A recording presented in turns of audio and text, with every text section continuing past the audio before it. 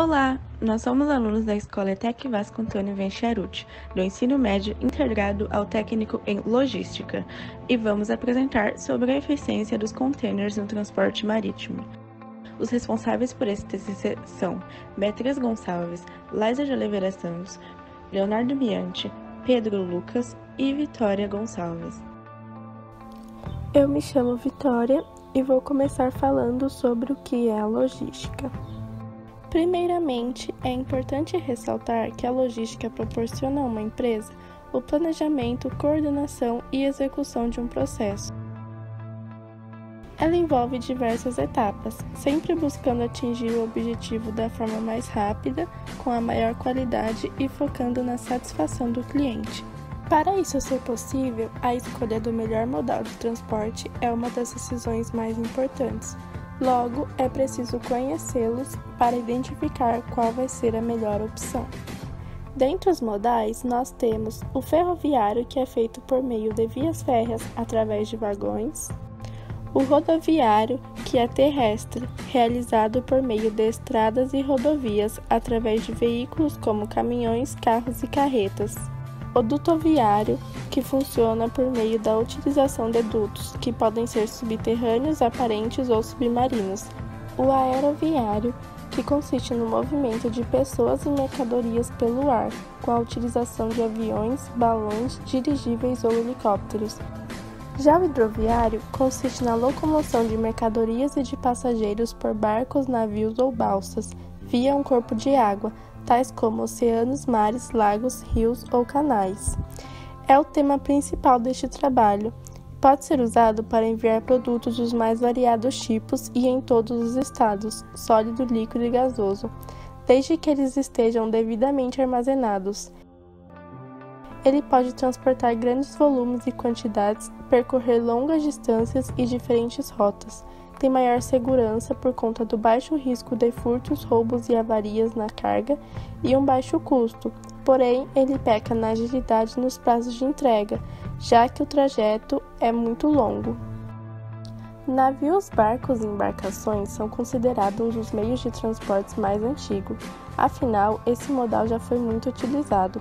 O transporte marítimo pode englobar todo tipo de cargas, desde químicos, combustíveis, alimentos, areias, cereais, minérios a automóveis.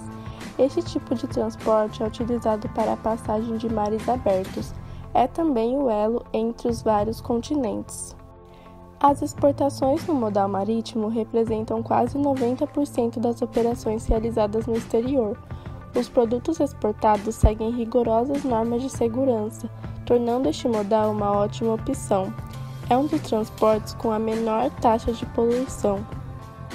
Atualmente, o navio porta-container é um dos mais utilizados para o transporte marítimo, visto que, como o próprio nome diz, ele utiliza contêineres para o transporte das mercadorias. Portanto, possui equipamentos específicos para a movimentação desse tipo de armazenamento. A posição de cada container é mapeada com antecedência para proteger seu conteúdo durante a viagem. Priorizam as cargas frágeis e os produtos perigosos que precisam ser armazenados nas posições corretas.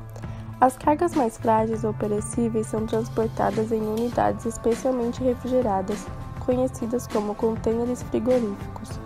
Aguentam carregar cerca de 4.000 contêineres, e tomando como base tal dado, já foi intitulado como o maior meio de transporte já construído. Olá, eu sou o Pedro e agora vou falar um pouco sobre a história dos containers. Durante muitos anos, a humanidade tem feito viagens e desbravado os mares do planeta Terra, transportando os mais variados tipos de produtos. Porém, os produtos eram transportados à mão. Por exemplo, uma carga de 100.000 bicicletas, todas as bicicletas teriam que ser levadas uma a uma do armazém para o navio. Foi a partir da Revolução Industrial que essa falta de organização começou a se tornar um problema ainda maior, pois a produção em massa tornava o processo ainda mais lento. Foi então que Malcolm McLean, um norte-americano nascido na Carolina do Norte, investiu no ramo de transportes rodoviários, comprando um caminhão. Durante uma entrega, ele observou que o processo de carga e descarga era feito de maneira totalmente braçal. Pensando em formas de agilizar o processo, McLean teve a ideia de armazenar as suas mercadorias em grandes caixas de aço e que pudessem manter a qualidade do produto. Convicto de sua ideia, começou a testar os formatos e chegou a uma grande definição. Essa caixa de aço precisava ser forte, padronizada, empilhável, fácil de carregar e descarregar e segura. E para testar a sua nova ideia, ele adquiriu um navio petroleiro, modificou e fez ele suportar até 58 containers. Até aí, o sucesso era comprovado, pois o custo de transporte teve uma redução de até 25% em relação às outras formas de transporte. Logo após a primeira viagem com o navio petroleiro, o primeiro navio específico para transporte de contêineres marítimos foi projetado. Os contêineres eram de 33 pés, diferente dos utilizados hoje em dia, de 40 e 20 pés. Então, somente após o final da Guerra do Vietnã, em 1968, os formatos do contêiner mudaram e passaram para os modelos já conhecidos como Standard. Agora vamos falar um pouco sobre os tipos de containers. O primeiro deles é o container dry. É o mais comum de todos e, devido à sua versatilidade, vem sendo utilizado para cargas em gerais. O segundo deles é o container HC, ou High Cube. É muito semelhante ao Dry, o que muda basicamente a sua altura 30 cm mais alta. É muito utilizado em situações que envolvam refrigeração e habitação de pessoas. O Reefer, ou refrigerado, é indicado para situações bem específicas, como conservação ou congelamento de produtos diversos. Ele pode trabalhar com temperaturas que variam entre menos 25 graus Celsius e mais 25 graus Celsius. Já os containers de tipo tanque estão muito atrelados a cargas líquidas ou gases, como combustíveis e produtos químicos, além de possuir um alto grau de periculosidade. Os do tipo Open Top se assemelham muito à carreta, semi-reboque, é indicado para cargas que não conseguem ser carregadas através das portas do container, geralmente são cargas maiores como máquinas, pedras, materiais de construção, vidros ou até mesmo peças para os mais variados tipos de produtos, sendo encoberto apenas por uma lona e o seu piso é feito de madeira. O container bulk, ou também chamado de graneleiro, é projetado para cargas a granel, como por exemplo sementes, grãos, areia ou pedras pequenas, podendo ser facilmente transportado de um lugar para o outro. Ao longo dos anos, os navios de cargas vêm evoluindo muito. São inúmeros avanços que tornam esse meio de transporte cada vez mais econômico, ecologicamente correto e seguro durante a navegação, e com maiores capacidades de transporte de carga mundialmente. Sendo assim, tornou-se natural que grande parte da economia global seja diretamente ligada aos movimentos e ações que acontecem sobre as águas. A evolução dos navios não aconteceu apenas por conta de um avanço tecnológico, mas sim da demanda de mercadorias que permitiram uma ampliação da potência das embarcações. O complexo fixo é um setor responsável pela estrutura física de toda a logística portuária, como terminais portuários, portos, armazéns, cais, todos os maquinários e equipamentos envolvidos. A administração compreende as entidades encarregadas de fazer a gestão dos portos e das docas. São elas o OGMO, órgão gestor de mão de obra, o GEMPO, Grupo Executivo para a Modernização dos Portos, e o CAP, Conselho de Autoridade Portuária. Olá, eu sou Leonardo Luiz Miante e estarei informando a respeito da importância de uma boa armazenagem. A armazenagem é o acondicionamento de alimentos, com o objetivo de tornar prático, rápido e eficaz a gestão de uma organização, possibilitando uma maior otimização no espaço destinado aos estoques desses mesmos alimentos. Logo, uma boa armazenagem tem grande importância na obtenção de maiores lucros, devendo assim se preocupar como, por exemplo, com a temperatura adequada, com os níveis de toxicidade e níveis de exposição à luz, para que não ocorra danos às mercadorias e, consequentemente, a perda das mesmas. Além da forma como foi embalado o material, que tem uma parcela importante para a redução dos custos relacionados ao movimento e armazenagem. Determinar locais corretos consiste em disponibilizar e padronizar certos espaços do container para tipos específicos de produtos, utilizando corretos modelos de armazenagem, como as sacarias, por exemplo, que adotam os grãos como foco de armazenagem, as caixas de madeira a papelão, que são mais utilizadas para o transporte de cargas soltas, os tambores de metal, bombonas de plástico, os pallets e o IBC, que é um tipo de container destinado ao armazenamento e transporte de produtos líquidos. Os alimentos possuem uma das maiores taxas de exportação, e para que chegue a seu destino sem avarias, são necessárias rigorosas medidas a serem adotadas, como a atenção à data de validade do produto, a conferência da etiqueta, o monitoramento da temperatura, cuidados no empilhamento dos alimentos e, claro, possuindo sempre a documentação em dia da sua exportação. A verificação do estado da embalagem é uma importância para que haja uma boa armazenagem. Afinal, consiste em realizar uma inspeção acerca da qualidade e proteção do invólucro de modo a garantir a melhor movimentação do objeto e reduzir os riscos da sua exposição. O posicionamento de forma estratégica garante maior facilidade na movimentação dos ativos, na identificação dos itens e redução de tempo e energia para o manuseio dos produtos. Os espaços vazios são tidos como desperdícios das áreas funcionais. Aliás, poderiam ser utilizados para o aproveitamento e guarda de mais produtos, devendo, portanto, ser controlados com o objetivo de evitar desperdícios financeiros e operacionais. O uso da tecnologia é fundamental para promover uma melhor armazenagem, pois fornece segurança e rapidez nas tomadas de decisões e identificação dos produtos, auxiliando na realização das atividades internas e externas, e reduzindo os erros e incertezas acerca da real quantidade dos itens armazenados. Olá, me chamo Lais e vou trazer um exemplo de consequências de uma armazenagem incorreta. Em 4 de agosto de 2020, houve uma explosão química no porto de Beirute, no Líbano, que foi capaz de destruir cerca de 25 quilômetros em torno da região. A explosão foi sentida a mais de 250 quilômetros de distância e causou muita destruição. Uma cratera de 100 metros de diâmetro foi aberta, navios próximos foram jogados no ar, um bairro inteiro foi dizimado, o palácio presidencial foi atingido e o porto foi completamente destruído, restando apenas 3% dele.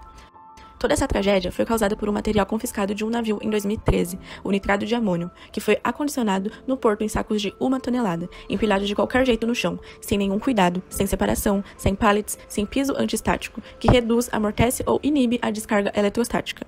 Todo esse descuidado adicionado a uma equipe de trabalhadores soldando buracos nas paredes do depósito, que acabaram provocando um incêndio, foi capaz de causar uma tragédia. Um funcionário do porto relatou que no armazém, além de nitrato de amônio, havia 30 e 40 sacas de nylon repletas de fogos de artifício, o que possibilitou a explosão. Beirute foi atingida com força equivalente de uma arma nuclear de pequeno porte. Olá, eu sou Beatriz Gonçalves e irei falar sobre a pesquisa de campo do nosso TCC. Foi realizado um questionário com perguntas referentes ao tema do TCC, para saber se era de conhecimento de todos o assunto tratado. A partir disso, o objetivo foi sanar as dúvidas relativas a essa pesquisa. Segue abaixo os dados coletados. Gráfico 1. Essa pergunta foi realizada com a finalidade de obter uma base da quantidade de pessoas que compram produtos no exterior. Gráfico 2. O objetivo dessa questão foi saber se o preço do frete influencia os consumidores, pois o trabalho aborda sobre questões de baixo custo. Gráfico 3. Foi abordado questões sobre os cuidados necessários para que o produto chegue com qualidade e sem avarias, pois o trabalho traz informações sobre a importância de uma boa armazenagem na hora do transporte. Gráfico 4 e 5. Os contêineres trouxeram muita inovação e vantagens para o transporte marítimo. Com isso, foi realizada essa pergunta a fim de saber se as pessoas possuem conhecimento sobre isso. Gráficos 6 e 7. Foi proposto um levantamento de dados acerca do conhecimento sobre o navio porta-container e suas capacidades. Gráfico 8 e 9. A logística portuária é uma área muito importante para o transporte marítimo, portanto essas perguntas foram feitas a fim de saber se as pessoas possuíam conhecimento sobre o funcionamento do porto. Realizamos um vídeo informativo que conterá os temas abordados anteriormente no trabalho, contendo imagens e exemplos explicativos. Pretende-se a publicação do vídeo na internet, em algum site ou blog da área de logística e da divulgação em outras redes sociais, com o objetivo de sanar as dúvidas e curiosidades das pessoas, respondendo às perguntas geradas pela pesquisa de campo no Google Forms, onde foi possível observar a falta de informação sobre o assunto.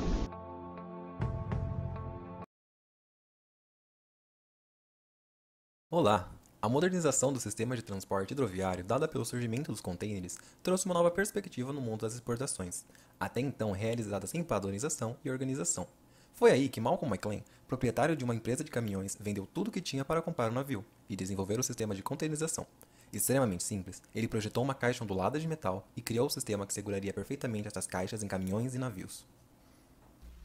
Antigamente, as cargas eram transportadas uma a uma, sendo armazenadas no porão dos navios. Esse processo era demorado, podendo levar cerca de uma semana. As cargas muitas vezes eram roubadas por conta da falta de fiscalização e as chances de avarias eram altas. Com a chegada dos contêineres como método do transporte marítimo universal, este processo tornou-se muito mais rápido, além de ter diminuído consideravelmente os custos, e a qualidade das mercadorias passaram a ser preservadas em todo o trajeto, com segurança e confiabilidade. Quando falamos em armazenagem, é importante ter em mente que, quando feita de forma correta, ela tem grande importância na obtenção de maiores lucros, e a forma como foi embalado o material tem uma parcela importante para a redução dos custos. Dessa forma, alguns cuidados devem ser levados em consideração na hora de armazenar as cargas. Os contêineres foram responsáveis por inúmeros avanços. Dentre eles, podemos citar um aumento no volume de transporte de mercadorias. Com isso, as embarcações sofreram mudanças e se tornaram mais potentes.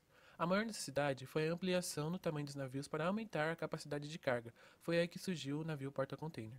Afinal, o porquê do navio porta-container ser tão funcional se dá por serem navios que aguentam carregar cerca de 4.000 contêineres, possuindo uma tecnologia embarcada para facilitar e agilizar a entrada e saída das mercadorias, além de utilizar uma estrutura que facilita a movimentação de contêineres de carga. Além dos navios, os portos também tiveram que se adaptar para conseguir lidar com os tamanhos impressionantes das embarcações. Aliás, são muito importantes para a economia e a logística de um país, devendo sempre prestar um serviço de qualidade.